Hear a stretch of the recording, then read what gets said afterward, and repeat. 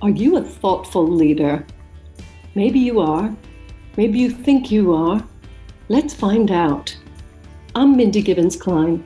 I'm author of The Thoughtful Leader and host of the Thoughtful Leader podcast.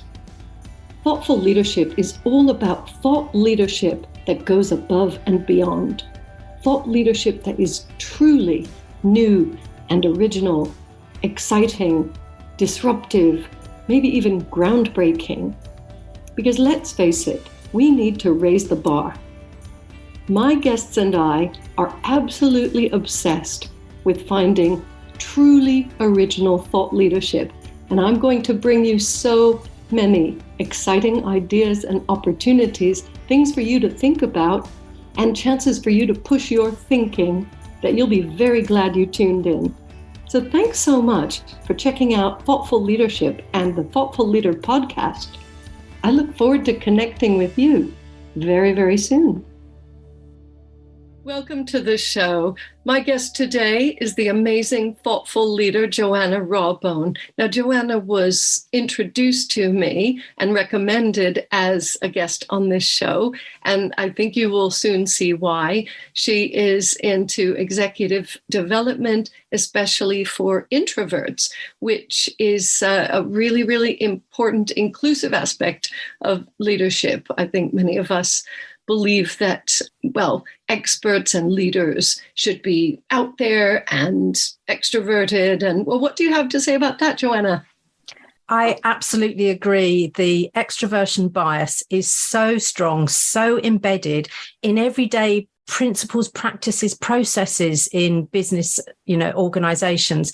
This is a hard one to overcome. But you've overcome it. You continue to overcome it, and you've dedicated your work to this. I must ask the obvious question. Do you consider yourself to be an introvert, or do you have a tendency to be introverted? I think I prefer to say it that way. So I absolutely identify as an introvert, and I'd known from a young child, actually, that I was different from my family, different from other colleagues and friends around me as I grew up. But it was only in my 30s when I did the Myers-Briggs type indicator for the first time that it was like a million light bulbs going off, because the little paragraph that I read about my type, which happens to be an ISFP for those people who are interested in Myers-Briggs, it was like somebody absolutely saw me and knew me for the first time. And I know Myers-Briggs is not held in high regard in many places, but for introverts like me, it was the first time I thought, so I'm not weird, I'm not broken, I don't need fixing. There are other people like me. If my listeners and viewers don't know by now, I came out as an ENTJ, and I don't think I've ever met an IS. What's the complete opposite? Whatever you just said, IS. Anyway, and it's so interesting because, you're lovely, I'm lovely. It's not about that. And I happen to really like Myers-Briggs. Just as an aside, the practitioner who did it with me, we spent about 2.5 hours going through everything. It was really, really deep. And anyway, that's not the only way to label yourself. And speaking of labels, I did say a moment ago, an introvert versus a tendency to be introverted. I'm going to go for the jugular now. Do you think there's any downside to putting a label on yourself saying, I am an introvert? Great question. And you'll notice that when I talk about it, I say I identify as an introvert as opposed to I am an introvert. And for me, rather than even saying I have a tendency towards, I recognize that I identify as an introvert in all of the classic ways that we might, in terms of I get my energy from going inward, from being on my own, or from being with some very special people who help me to recharge. So one of the myths and misconceptions about introversion is that we hate people. We don't hate people at all. But what we do find is that many people can be like dementors to us in the Harry Potter sense. And of course, ironically, for many extroverts, introverts can be like dementors, just sucking the very life breath out of us. And so it is really important for me actually to think about, I identify as an introvert, And I'm not a classic introvert. So the questionnaire that I created identifies 6 different types and, as it happens, many different blends. So a classic introvert is almost anything we would stereotypically think of as an introvert being. I happen to be one of the extroverted introvert types. I'm an open introvert, which means ask me how I feel or what I'm thinking, and I'm likely to tell you. So you better mean the question. And other type of the extroverted introverts, you might be an engaging or a dynamic or a social or a connected, or a combination of all of those. Now, when we get to the combinations, to all intents and purposes, to the outside world, you don't come across as an introvert at all, because you're accessing quite a lot of those extroverted-like qualities without feeling your batteries drain. But when they drain, you disappear quick. And that's always the telltale sign for me, is when my batteries are draining, do I go into the busyness and the crowd, or do I exit from it? So my thing is definitely I identify as an introvert wholeheartedly. That's so amazing. And this is particularly interesting to me because I'm not an expert in this area like you are. And I love the fact that you have a tool, and I will be checking it out, because I have said many times over the years, well, maybe I'm an ambivert. And, that's just like an umbrella catch-all. It's definitely not a clinical description of anything, but I do encourage the listeners and viewers to check out the tool. All of the details are in the show notes and Joanna's bio. So Myers-Briggs does say where you get your energy from. Tell us a little bit about what energy leaders need to have, people leading a team or leading an initiative, and how, if they do identify as introverts, how they can maximize their potential. Again, a great question, because we tend to still think of leaders as being out the front, driving ahead, and sometimes rarely looking back to see if there are any followers behind them, or whether the followers are following for the right reason rather than just curiosity.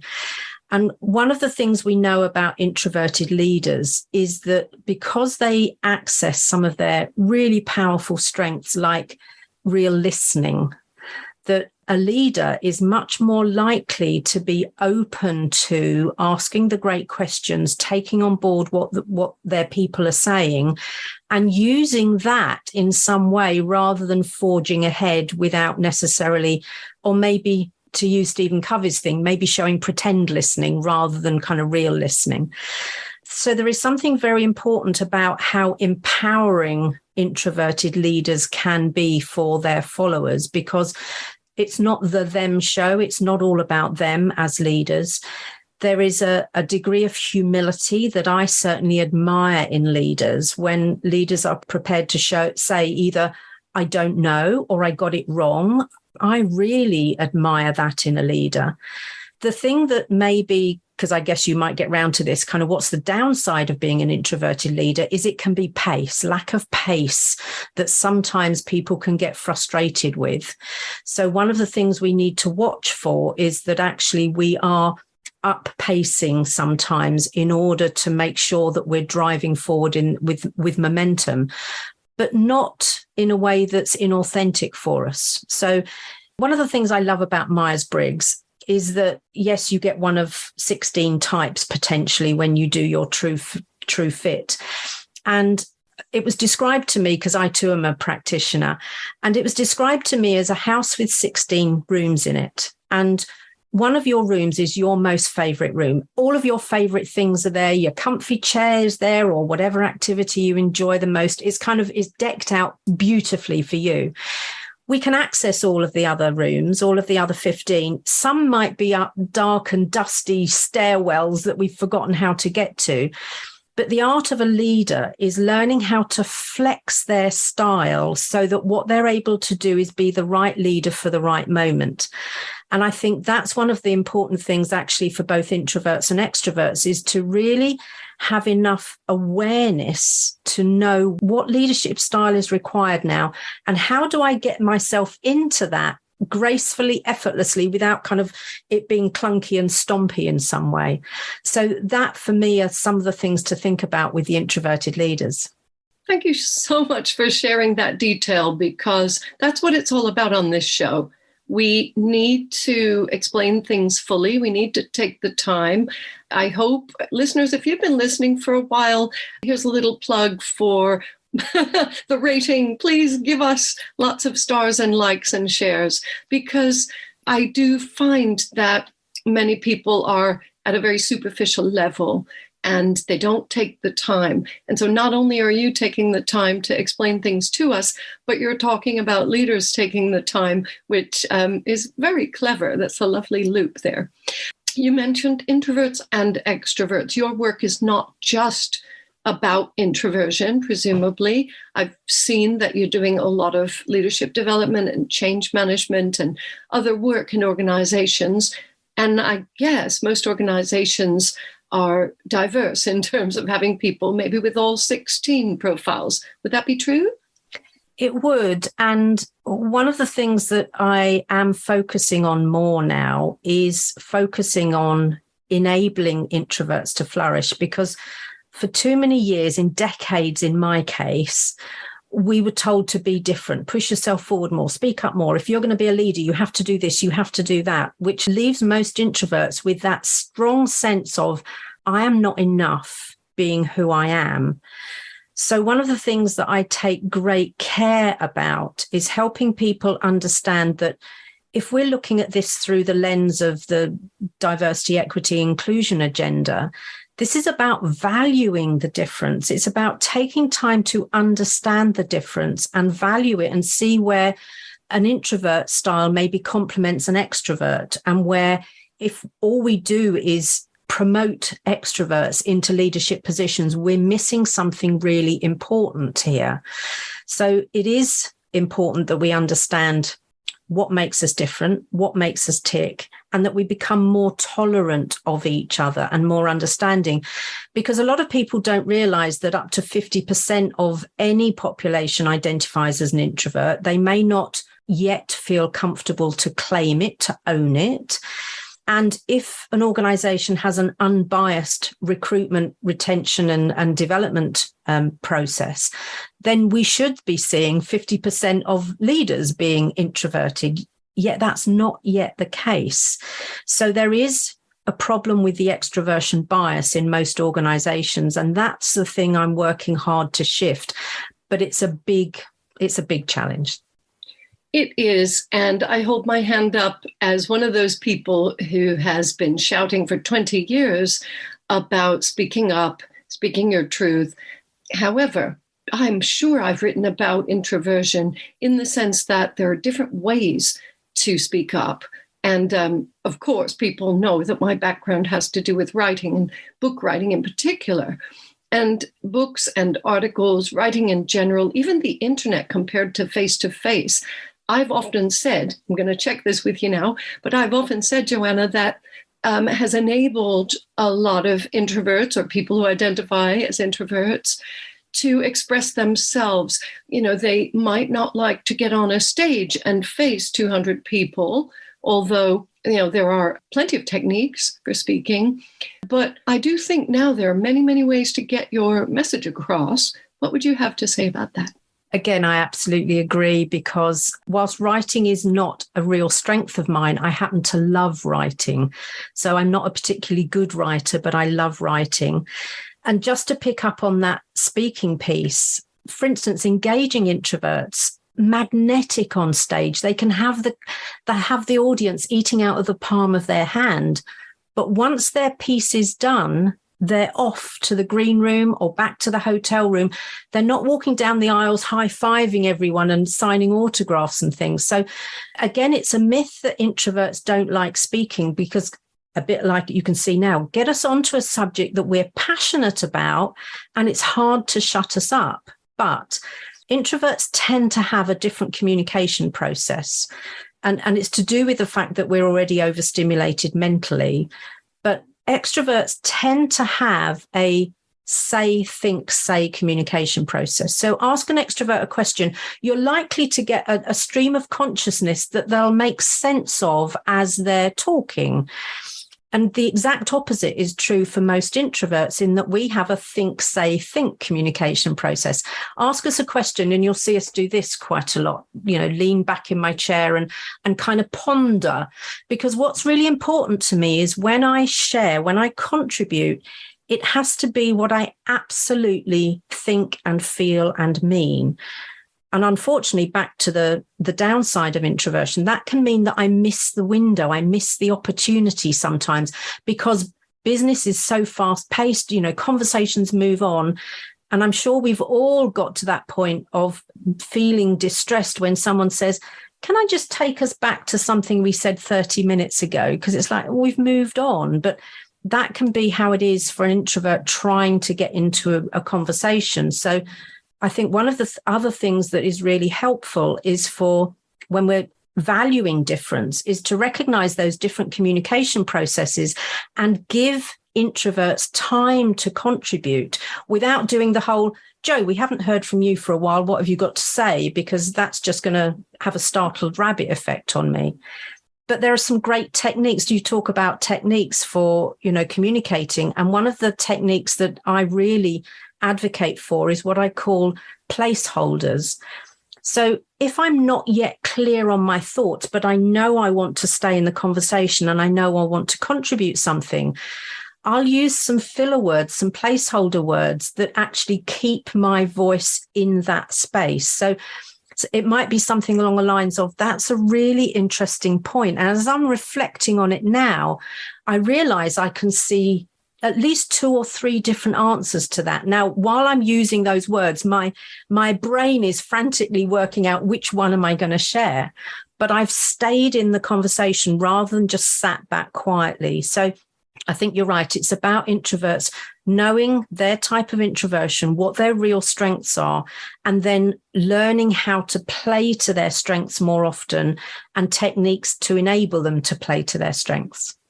Well, we both work in a very, very interesting and important space where we're encouraging and empowering everybody to play to their strengths. So as you were talking, I was nodding. Luckily, I was on mute because I was coughing. I was laughing so hard. This is something that, if it's important to organizations, I'm going to get to the crux of it now. If it's important, then they will enable and empower. And I guess society does move at a fast pace, to use that word. One of the most stressful things that I ever encountered was a Twitter hour. I'm not even sure that was the name of it because I never did it again. And basically, it's on Twitter and it's live and the questions are coming at you really fast. Now, I have a lot of clarity about my topic, and yet I was so stressed out. I hated the experience. So I know that's not for me. And I imagine somebody who is more, along the introverted scale would really dislike that. So it's very interesting what you're saying. And I'm going to be chatting with Joe after this, listeners. I'm going to check out the tools. I don't know what I am or how I would identify myself as an introvert or otherwise. But I would just like to see the tool. And I have a feeling Joe and I will be doing some important work together. So let's just bring it back to those organizations who do value inclusion and, helping others to play to their strengths, as you said. Because for me, this is the most important thing. This is I've written a lot about the Great Resignation, and it's nothing to do with the pandemic that we're coming through. It's nothing. It was always there, that frustration. That was just the straw that broke the camel's back. And I do believe that if people don't feel valued, they will walk if they can, if they have, a way of paying their bills. So do you agree with me? And if so, leading question, what would you have to say to senior leaders, to the C-suite, who are worried about some of their best people leaving, and that might include in large numbers introverts? Such an important point. Just last week, I shared an article on LinkedIn called "Is Quiet Quitting the Answer to Burnout?" Because you raise an important point about if people can leave. And I think if they can't, they're much more likely these days to do the quiet quitting piece, which is just to withdraw the goodwill, to do just what's necessary, not to go the extra mile, because there have been so many false promises. And I think one of the things that leaders can really do well is stop talking about wanting things to get back to normal, because there is no getting back to normal after the pandemic. We have all experienced such a shift in the way work can be done effectively. And, organizations are now cottoning on to the fact that maybe hybrid working is the answer, or, whole full-time working from home. And most introverts would have enjoyed the opportunity to work from home, because being overstimulated mentally means that being in a busy, loud, noisy office environment, putting up with all the chatter, means it's hard for us to keep our focus, to do our best work, which is what our employer pays us for after all, and to get into flow, which is something introverts do incredibly well in the right conditions, because we don't need external stimulation to get into flow. So organizations and leaders that are now talking about, let's get back to normal, let's get people back in the office, it's the only way teamwork can happen. We've had global teams operating for decades that haven't needed them to be sat next to each other. And by the way, sitting next to people does not equal good teamwork and does not equal connection, none of those things. So I think there's something really important here about, if they're serious about not losing their best people, it's about understanding what are the conditions, what's the environment, what's the culture need to be to get the best from those best people, rather than just having some kind of blanket approach that, let's face it, is so outdated now that, in today's business, I don't think it has much place really. So I think it's about really listening to what the people are saying. And that means going down to the people and not having information filtered out by the layers in between who think that they're going to share what they think the boss wants to hear. I think this is about leaders really, really connecting with their people and understanding what they need in order to help them do their best work. Well, we are definitely on the same page, my favorite pun. And we have it's not a pun, it's a metaphor. Oh, shame on you, Mindy. And what I would like to end with now, because honestly, all of this has been fascinating. You definitely know your subject. I would like the magic wand, the golden nugget, which I'm sure you have your best tip. This is something that I ask most guests, and people who listen to the podcast, they know this now. And it's only the people, by the way, who listen to the end, all the way to the end of the episode, that get the best tip. So, people, if you would like to hear these best tips, it's only 20 to 25 minutes of your time every week. Therefore, I am giving you the microphone. Joanna Rawbone, what is your best tip for the person who identifies as an introvert, and then for the leader of introverts? And thank you for giving me those two, because I would have struggled if it was one or the other. So thank you for that. I appreciate that. I think the biggest thing for introverts is to get to the position where they can own their introversion without shame. There is nothing wrong with being an introvert. We're just wired differently. We're not weird, we're wired differently. And that's one of my favorite sayings. The functional neuroimaging studies show that our brains light up differently when stimulated in the same way. So, we need to understand that. So let's own our introversion, understand what our particular strengths are, and that's going to be unique to each individual, so that what we can do is articulate those strengths positively. I only have to go back a few years when people would say to me, "Oh, you're so quiet, Jo." And in the past, I would have mumbled some kind of apology. Now what I say is, "Thank you for noticing." One of my great strengths as an introvert, so I include that, one of my great strengths as an introvert is my ability to listen, to assimilate ideas, and to summarize. So what enables me to do that quite often is being quiet in conversation. So thank you for noticing. So that's my best tip for introverts, is own claim your strengths and articulate them positively. And when it comes to leaders, it's right in this moment. Make sure that what you're not doing is falling foul of the proximity bias, making sure that actually those people in front of you who want to come into the office because they need the stimulation are the ones who get all the opportunities. Make sure that what you're doing is creating equitable opportunities for people so that we're valuing that difference and get to know what makes people tick. My two favorite tips, I think. I love it. That is very powerful. It's come through the whole interview, but especially summing it up at the end. And thank you for noticing my superpower. I love it. Yeah, I might use it in a different way. I don't think being quiet and listening is my superpower, but I like the phrase. So we've sadly come to the end of the episode. As I've said, everybody is more than welcome to connect with us, and we're both open to connections.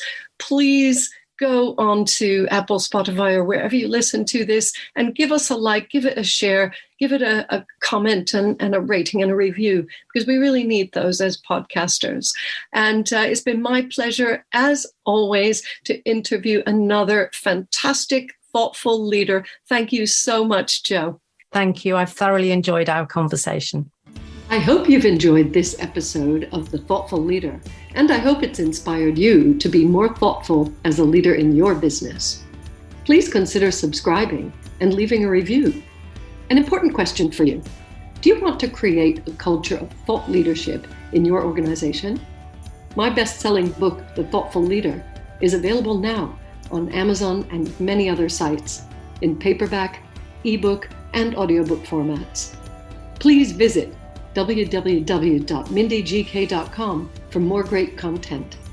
That's www.mindygk.com.